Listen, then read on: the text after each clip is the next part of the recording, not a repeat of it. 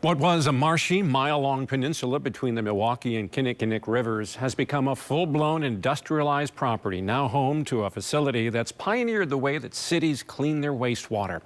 In our Sunday morning spotlight, Daniela Cotto shows us why the Jones Island Water Reclamation Plant is a National Historic Civil Engineering landmark.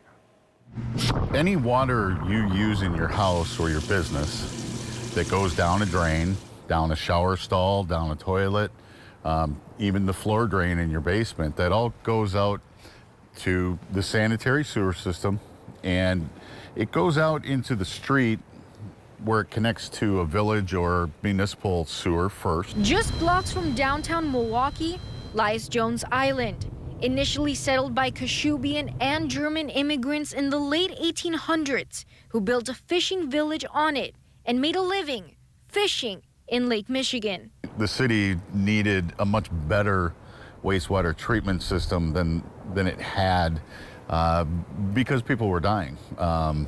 There was outbreak of tuberculosis and some other nasty things. The industrialized area exudes a mysterious and rather peculiar smell, and that would be, you guessed it, fermenting waste. Bill Graffin is the public information manager at the Milwaukee Metropolitan Sewerage District. He occasionally gives tours at what is now known as the Jones Island Water Reclamation Plant. You're looking at $4 billion over the last 3 decades, and it's made a huge impact in a positive way. The facility cleans wastewater and returns the clean water back to Lake Michigan. In fact, Milwaukee was a pioneer in this, becoming the first city in the country to do so since the 1920s. It's extremely important, not only for protecting Lake Michigan and our rivers, but this facility and another one like it down in Oak Creek helps protect public health as well by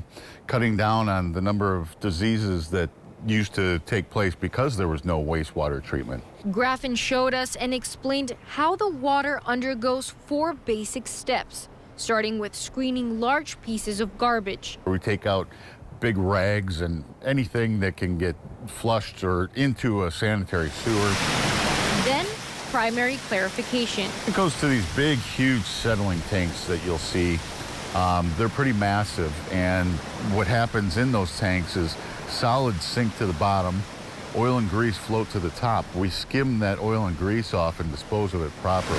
From there, the water goes to the microscopic organisms in stage 3. A white appearance on the top, that's aeration from bubbles.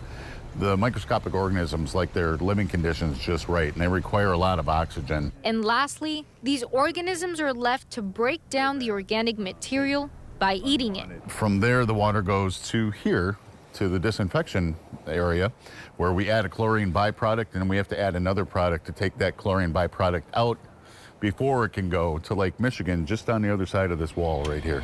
After the waste is dehydrated, fermented, and dried, a product named milorganite is made. Milwaukee organic nitrogen. That's what the name came from. The fertilizer has been sold across the nation since 1926. Under normal conditions, Graffin says it can take a drop of water 24 hours to get through the entire plant. That's about 30 to 50 million gallons per day at each plant. We've captured and cleaned 98.5% of every drop of water that's gotten into our regional sewer system. For context, he says nationally the goal is to capture and clean 85%, and there are communities that don't even reach that.